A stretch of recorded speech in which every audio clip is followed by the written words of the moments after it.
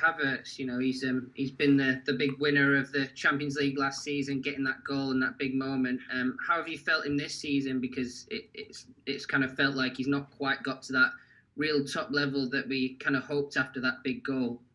Yeah, that's a fact, and he does everything to reach his level again, and we do everything to help him. And he is an important player of our squad, and it will be like this in the moment.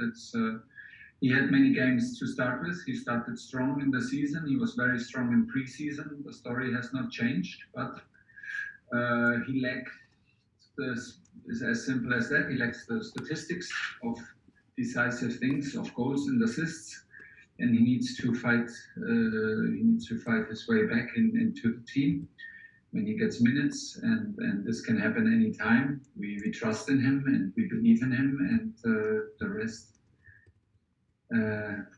has to come from him, and he's willing to do so. He's in a good shape. He's in a good mental state. He knows what he's fighting for, and that's the situation right now. Jake, we have seen some problems in the attack in the last couple of weeks. Do you feel that with some kind of fixtures coming up in the next few weeks, is there the possibility, thinking about changing the formation, having a look at different systems that might make it easier for some of the attacking players? Yes and no. We are always thinking about it, but is it really a tactical thing? And does it have less value that we are a difficult team to play against than being a team that scores always easy 3 goals? Who scores always easy? I mean, is this the right step to take? This is the question. Of course, we can take the step when we are fully convinced, and when is the moment to put more offensive players. But this is also about balance. This game is about balance, and we found the balance. And the main point is that we stay active no matter what structure we play, and the guys help each other on the field. And I think that we can create chances in any kind of structure. But yeah, of course we think about everything, but you have to find the right moment, because like I said, there are also a lot of reasons why to stay in our structure and increase and improve the behavior within the structure, because I think it's the most important how we play it, that we stay active and aggressive. You can also score from counterattacks, from ball wins, and this is not only about creating chances against the opponent who's defending deep, and a lot of teams are defending deep in the moment against us. It's maybe the most difficult. So we're looking for solutions. That's why we are here. One solution could be, like you said, to change formation, put more offensive players. Let's see. Hi, Thomas. Hi. I have more of a general question, if you don't mind. I was wondering about your relationship to Sweden and Swedish football. Maybe a tricky question, but if there's anything you can share, then that I would be happy. I remember a very nice holiday in Stockholm for 3-4 days. It was beautiful, with a bike in the city, a beautiful hotel, beautiful city. It was a very, very relaxing holidays, and very inspiring city. Very open-minded people that we met there. So yeah, and in general, Scandinavian style of living and Scandinavian style of thinking outside the box is very impressive, and this is something that you feel also in the approach in sport.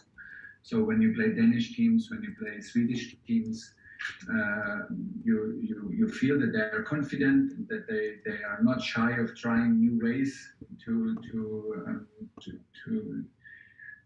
reach their personal best level. So this is always inspiring, and much more I cannot share. No, of course, we're well prepared to play against Malmo tomorrow, and we're well prepared, and we prepared already our team to our opponent, because they deserve full respect, and of course we show all the respect to everybody who plays against us. And yeah, this is pretty much it. Yes, hi. What potential threat do you see in Malmo FF? I think in general they are a team which plays with a lot of confidence in their own style, and they trust in what they are doing. They are maybe not used to this highest level. That's why they maybe struggled a little bit in the beginning of the group phase, because the league in Sweden is not the same level like Champions League. But still, they have a certain style, and they trust their style, and I feel them very confident within that. So we should absolutely not underestimate it, and we should respect them like we respect any team, and turn it around and be on our top level. It's a very successful coach. It's a very successful coach as a player. They are individually good, and then, like I said, it's a team that trusts their own style and can hurt you any minute if you're not awake. Paul Gilmore. Hi Thomas, since winning the Champions League, you've obviously added Romelu Lukaku. I was just going to ask you, do you think the players are still adjusting to having a player like that in the team, and is there anything more you can do from a tactical point of view just to get the best out of him on a consistent basis? This will increase every day because we are in the process of adapting to each other. I think in the very moment, is my opinion, I feel Romelu a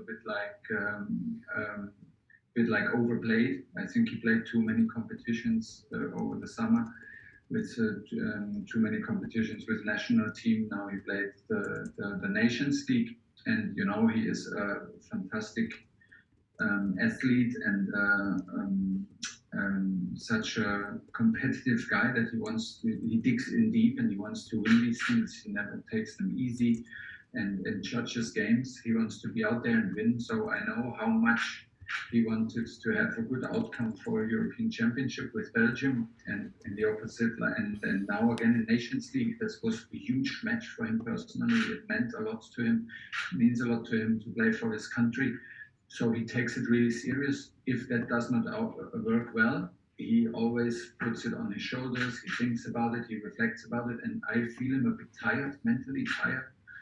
Not like hugely that we have a concern, but he's not like that. For me, he does not like fully enjoy without having second thoughts and third thoughts. I mean, for me, he's overplayed a little bit. And this is the key point, and he will find once he finds his rhythm and once he finds things a bit easier. But it's difficult to judge. Does he really need a break, or is it better to keep him on the pitch? And the next national break is coming, but this is what I feel particularly for him. Some other players too. For me, it's the same a bit like with Mason and Georgie. They struggle. They have a lot of weight to carry for their countries, and they take it and they love it, and they are competitors. And if you like it or not, if you play 1,000 matches a year, it becomes a bit like, it can feel heavy, although they love the game and they're such good guys. But this is what I feel between the lines for them. If I may just as well ask about team news. I know we always like to kind of find out about the housekeeping, who's fit, who's not, please, if that might be. And then I'll ask you another question after that, please. That's an easy one. It's only Christian Pulisic who's missing tomorrow. Okay, thank you. Now, I was interested last week when you were talking about your players being nominated for the Ballon d'Or, and you said you had absolutely no idea which Chelsea players were nominated, and you're not interested in individual awards. So I wonder if you might tell us, what have you done with your UEFA Coach of the Year award then? Where is it? And what did you think of being, you don't know where it is? Yeah, I don't have a room for this, and it's not in my office that everybody sees it when you come in, and I don't have a room for this at home. I love my work, and I love my work on an everyday basis, and that does not change if I get a trophy or not a trophy. I'm very grateful that I got it. It's unbelievable, almost unbelievable to have this, but I will not change my opinion on this. This is my right to have my opinion, and I have my opinion.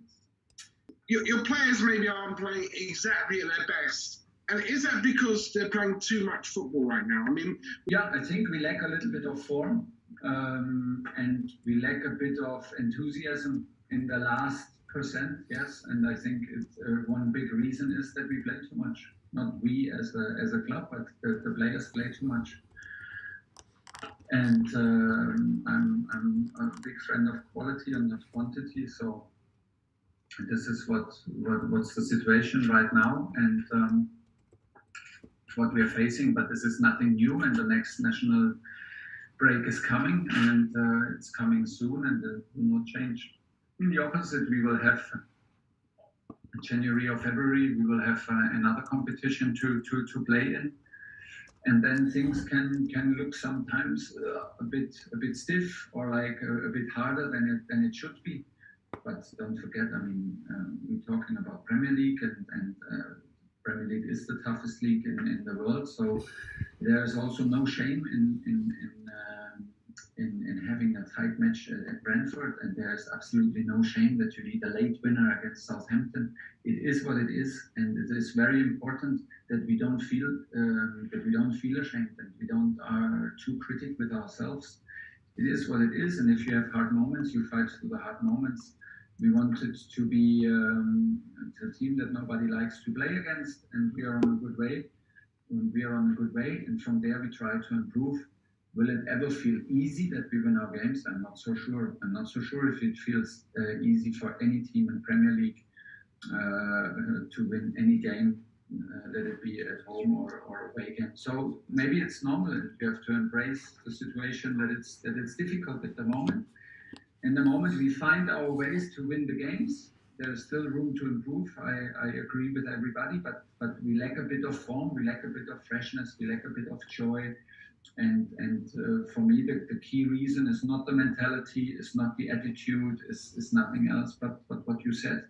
We are coming from travels, we're coming from planes. I mean, if you think about yourself, I mean, if you travel through time zones and you are in a hotel and then you change the hotel, and you know it's easy said, and then you're one day at home and see your family, and then you go back to the hotel, and then you play at Brentford, and then the next one is Champions League. It can be tiring. And I can only repeat it.